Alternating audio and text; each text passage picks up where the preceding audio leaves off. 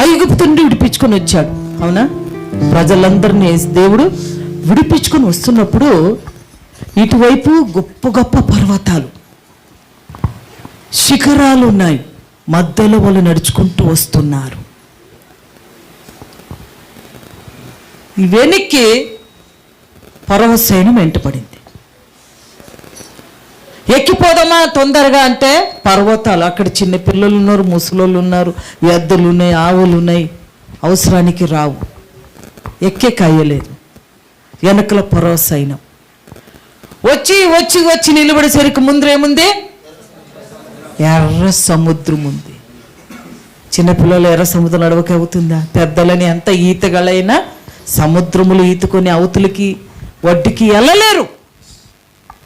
అయితే దేవుడు మోషేతో మాట్లాడుతున్నాడు, ఆ రాత్రి మాట్లాడుతున్నాడు, ఇక్కడ దేవుడు కార్యం జరుగుతున్నాడు. ఆ రాత్రి అంతా నీళ్ళని గాలి ఇచ్చి ఆ నీరంతా వెనకకి వెళ్ళటకు దేవుడు అక్కడ తన హస్తము సముద్రం మీద ఉంచాడు. కార్యము చేస్తున్నాడు. అవును, ఏమైనా చెయ్యగలడు అని అని నమ్మితే, నువ్వు ఆలోచించక ముందే, నువ్వు అనుకున్న తర్వాత చెయ్యకముందే రేపు ఇది జరుగుతుందని దేవునికి తెలిసి ఆ రాత్రి ఆయన తప్పించేవాడై ఉన్నాడు. ఆ రాత్రే ఆయన మార్గము తెరిచేవాడై ఉన్నాడు. ఆ దినమే ఆయన కార్యము చేసినాడు. వీళ్ళు వెళ్ళి ఆ సముద్రం ముందు నిలబడేసరికి ఆశ్చర్యం వేసిందేమంటే, కర్ర ఎప్పుడైతే తన చేతులతో ఇలా ముట్టాడో మోషే, ఇప్పుడు చూడండి, ఒకేసారి వెళ్ళి నిలబడడానికి కాదు, ఏదే కానీ జరగాలంటే కాదు. అయితే ఆ రాత్రే దేవుడు తన హస్తముతో గాలి విసిరి ఇటువైపు నీళ్ళు ఇటువైపు వెళ్ళాలి, ఇటువైపు నీళ్ళు ఇటువైపు వెళ్ళాలి. ముందర మాత్రం కొద్దిగా ఉన్నాయి, వాటికి మాత్రమే మార్గము దేవుడు తెరిచాడు. మోషే ఇలా కర్ర చూపినప్పుడు దేవుడు చేస్తున్నాడు. దానికన్నా గొప్ప కార్యం ఏది లేదు. యోర్దాను నదులు, అవునా? నమ్ముతారు ఈనాటికి? అవును, నేను ఎలాతికి వెళ్ళప్పుడు, ఎలాతులో ఉంది ఇది, ఎలాతులో మనము ఇజ్రాయెల్ నుండి బెర్షబా, యెరూషలేము నుండి బెర్షబాకి వెళ్ళాలి నైట్. ఆ నైట్ అక్కడ బస్ చేంజ్ చేసి మళ్ళీ మనము ఎలాతికి వెళ్ళాలి. అక్కడ ఇది సముద్రం ఉంది, ఎర్ర సముద్రం. మేము పడవలో 3 గంటల సేపు పడవలు తీసుకెళ్ళి ఆ నీటి మధ్యలో ఆయన పిలుస్తాడు, పడవ నడిపేవాడు. మనం అందరు కిందకి వెళ్తాం అనమాట. లాస్ట్ కిందకి చివరికి వెళితే అక్కడ గ్లాస్ తీస్తాడు. గ్లాస్ తీసి చూపిస్తాడు, కింద ఏమి పడ్డాయి, ఏమి ఉన్నాయని అన్నీ కనపడతాయి అన్నమాట. నీళ్ళు ఎంత నీలి ఆకారంగా, ఎంత స్వచ్ఛంగా ఉన్నాయో. అవును, నువ్వు నమ్మిన నమ్మకపోయిన దేవుడు ఎర్ర సముద్రం 2 పాయలుగా చేశాడు. ఏమైనా చేయగలడు. మోషే అనుకున్నాడు, ఆయన అనుకుంటే ఏమైనా చేయగలడు. ఎందుకంటే అన్ని సంవత్సరములు వాళ్ళు పట్టబడిన ఐగుప్తును విడిపించిన వాడు దేవుడే కదా. ఎన్నో ఆటంకాలు వచ్చినాయి, ఎన్ని అడ్డులు వచ్చినాయి.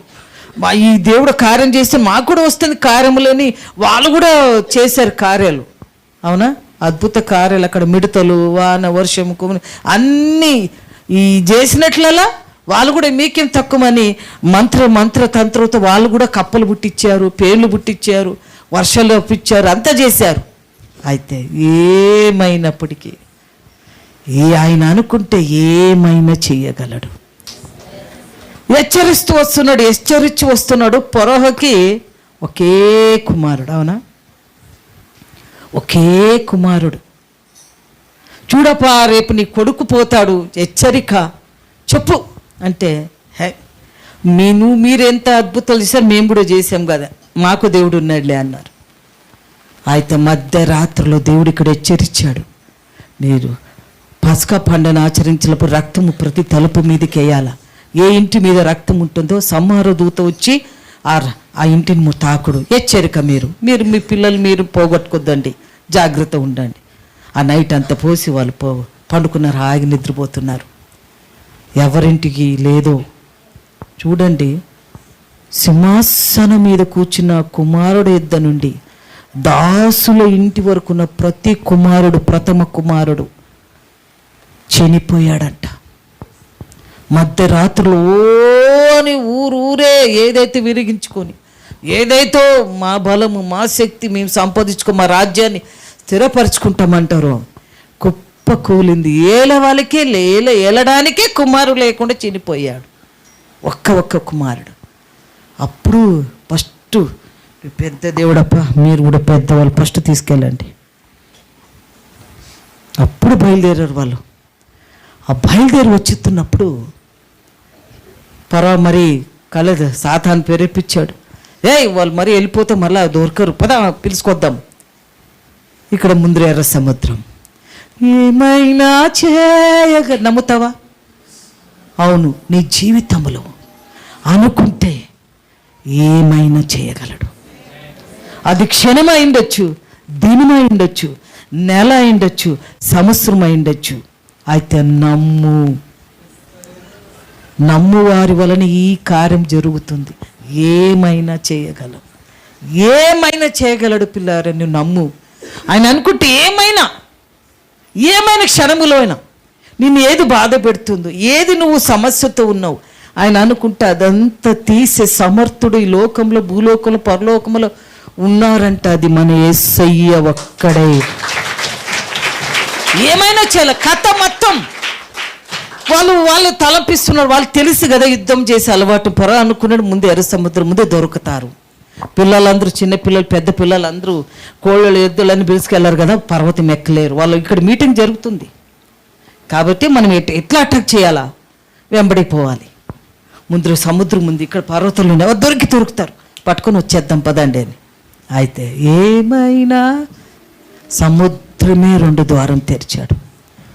ఊహించుకో, నువ్వు ప్రార్థన చేసేటప్పుడు దేవుని వాక్యం మీద, బలం మీద నమ్మకం ఉంచు. సముద్రమే 2 పాయలకు చేసినంటే నీ జీవితంలో ఉన్న ఈ మాంస శరీరంలో పాలు చీల్చలేడా, తెరవలేడా?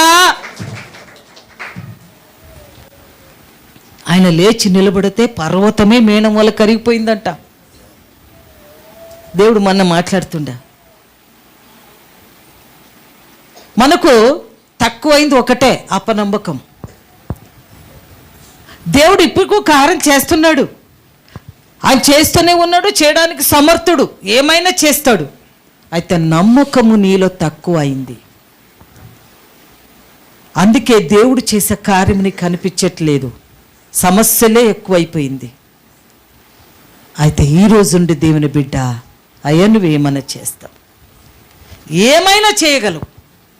ఆయన అనుకుంటే ఏమైనా చేయగలడు. దేవుని బిడ్డ నమ్ము, విశ్వసించు. కథ మొత్తం, ఈ సంవత్సరం జీవితం కథ మొత్తం మార్చగలగుడు. అయితే నీవంతటి నువ్వే నీ పిల్లల జీవితంలో కథ మార్చొద్దు, శత్రువు చేతికి అప్పజెప్పొద్దు. నీ జీవితము అల్లల పాలవ్వకూడదు. జాగ్రత్త. దేవుని చేతికి అప్పిస్తే దేవుడు తప్పక, అవునా, సంతోషం ఏం చేశాడు? దేవుని చేతికి అప్పు చెప్పాడు. దేవుడు ఏం చేశాడు?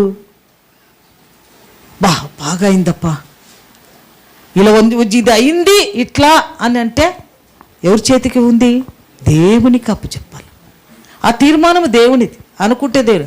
అందరు నేను మొన్న అనుకుంటే, సన్నగున్నోడు వద్దంటున్నారమ్మా, పెద్దగున్నారు వద్దంటున్నారమ్మా, వీళ్ళు వద్దంటున్నారు, వాళ్ళు వద్దంటున్నారు అని అంటే దేవుని నిర్ణయంలో శాంతి ఉంది, అవునా?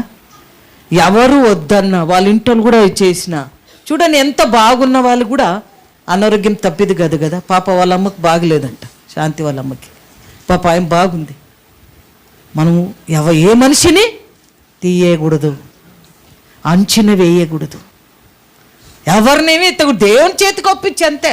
పైన ఆకారం చూసి బాగున్నాడు, తెల్లగున్నాడు, అందంగా ఉన్నాడు, డబ్బు ఉంది, వాక్యేదు, పొలం ఉంది, సేనుంది అని ఇస్తే నీ జీవితం సంకనాకపోతుంది.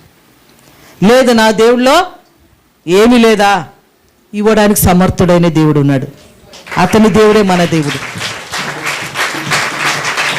లేనిది కలుగు చేసేవాడు ఉన్నాడు. చనిపోయిన వాడు బ్రతికించేవాడు ఉన్నాడు. ఆయనంద మనం సాగిపోదామని తలుచుకొని వెళుతుంటే ఏమైనా చేయగలవు, పడండి, కథ మొత్తం మార్చగలవు, నీ నామముకే మహిమంతా తెచ్చుకు. హల్లెలూయా. ఈ పాట పాడుతున్నప్పుడు నేను మర్చిపోయినాను.